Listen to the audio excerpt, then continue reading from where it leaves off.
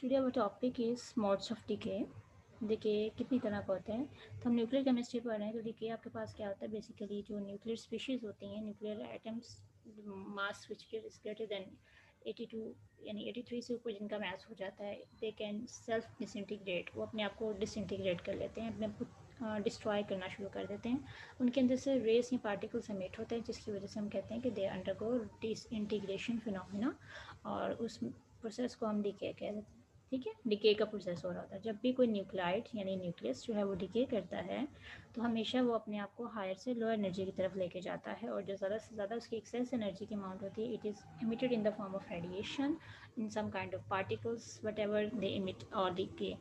The decaying, और जो decaying material होता है उसे हम पेरेंट न्यूक्लाई कहते हैं, and the product which is formed is called daughter nuclei. तो means a parent plays at higher energy level and daughter nuclei at the lower energy level.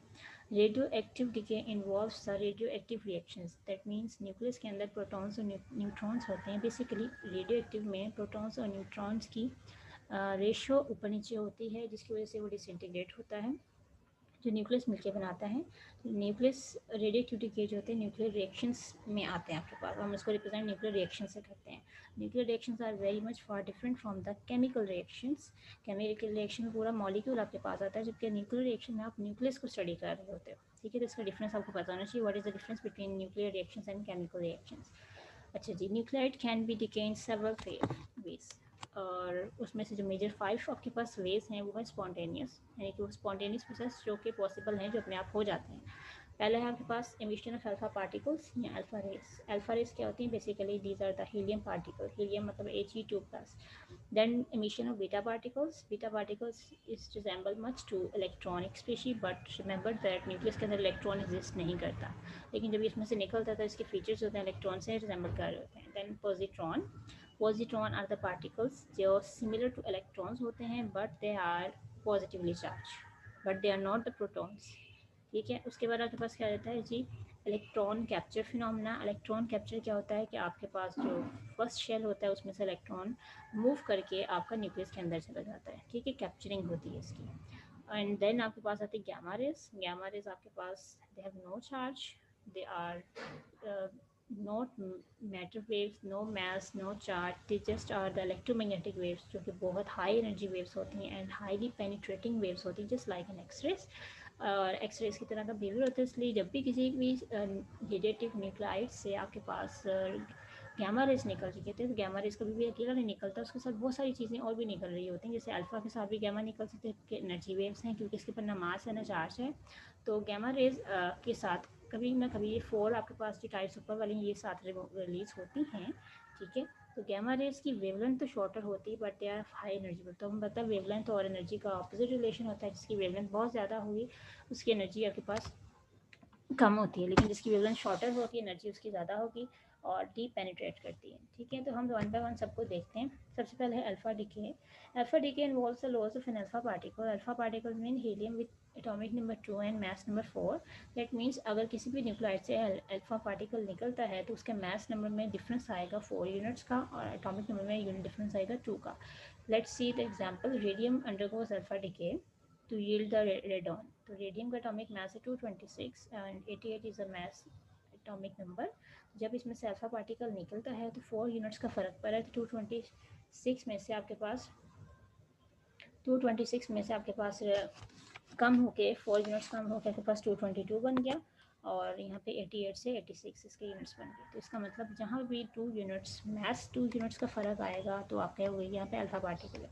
Paper में question आ सकता है कि which what type of emissions when there is a change of 4 unit in mass and 2 unit in atomic number. तो remember that उस तरह का जब भी चेंज आपके पास आएगा तो अल्फा रेस कहेंगे, या अल्फा पार्टिकल्स एमिट होते हैं।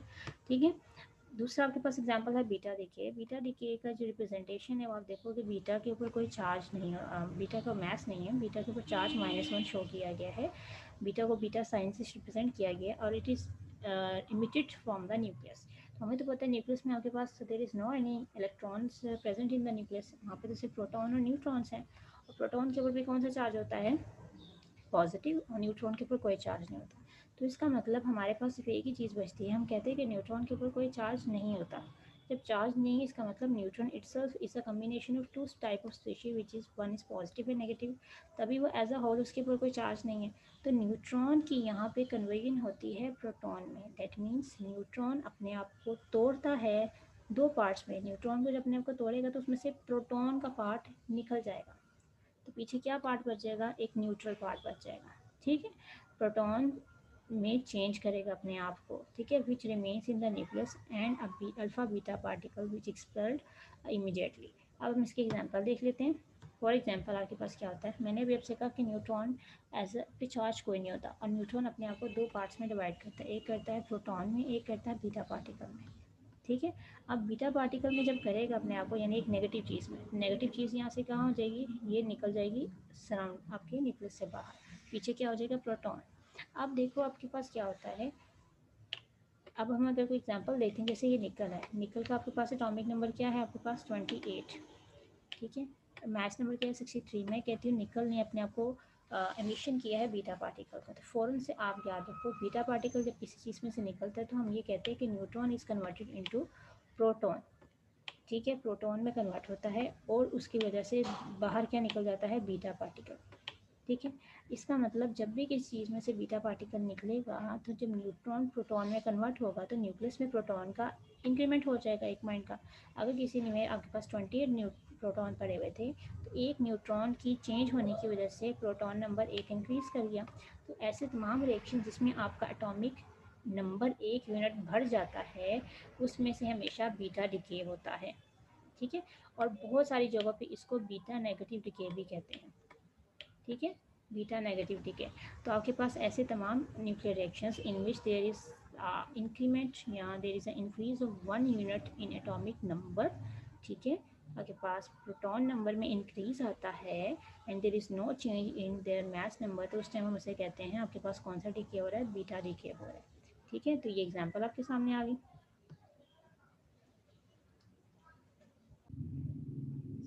सब बीटा डिके का आपको समझ आ गया। जिस तरह कार्बन की एग्जांपल है, कार्बन का एक आपके पास आइसोटोपिक कार्बन लिया गया जिसका 14 मास नंबर है, 6 आपके पास है। तो जब भी इसमें से बीटा पार्टिकल निकलेगा 14 को तो फर्क नहीं पड़ेगा, लेकिन 6 में एक ऐड होकर 7 हो जाएगा। तो देखो यहाँ पे -1 लिखा, -1 का मतलब होता है नेगेटिव चार्ज। तो नेगेटिव चार्ज मतलब चार्ज आपके पास एटॉमिक नंबर की वजह से आता है, तो 7 -1 कितना हो जाएगा इसमें, 6। तो दोबारा 6 बन सकता है ना, बैलेंस हो गया। जब इसमें से बीटा पार्टिकल निकलता है, -1 माइनस करने का मतलब ये होता है कि यहाँ पे एक चीज़ आपके पास ऐड हो रही होती है। ठीक है, यहाँ पे देख सकते हो प्रोटॉन न्यूट्रॉन, जब प्रोटॉन और बीटा में कन्वर्ट होता है तो 1 - 1 एक दूसरे को कट करेंगे तो आपस में कैसे करते हैं, 0।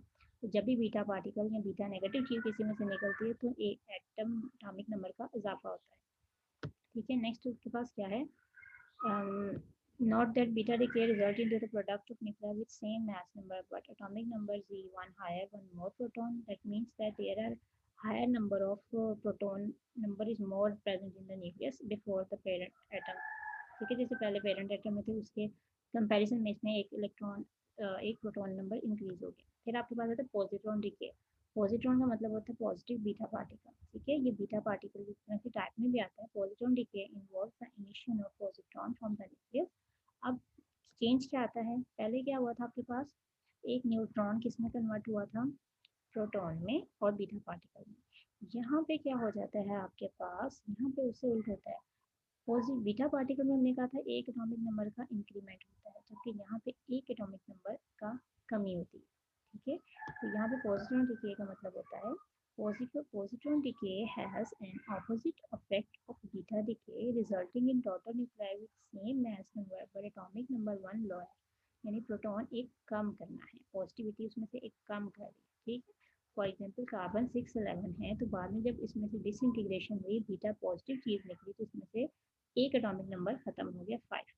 क्लियर, तो इसका मतलब क्या होता है, यहाँ पे proton basically is converted into neutron. तो आप देखो जब प्रोटॉन अपनी नेचर को खत्म कर देगा तो वहाँ पे पीछे न्यूट्रॉन में कन्वर्ट हो जाएगा और एक पॉजिटिव चीज़ निकाल देगा उसमें से। ठीक है, तो मैथ नंबर को तो फर्क नहीं पड़ेगा ना, क्योंकि मैथ नंबर क्या होता है, it is the sum of total number of proton and neutron present the nucleus. तो मैथ नंबर तो वहीं का वहीं रहेगा, सिर्फ प्रोटॉन में एटॉमिक नंबर में एक कमी आ जाएगी, वो आपके पास इसमें लिखी जाएगी। सो पॉजिट्रॉन एमिशन के ऊपर जब भी आपके पास क्वेश्चन है, आपसे पूछा जा सकता है कि what type of decay observe when there is one mass number is atomic number is less than the parent nucleus. तो हमेशा याद रखना, उसमें बीटा पॉजिटिव डिके या पॉजिट्रॉन जिसे कहते हैं, ठीक है।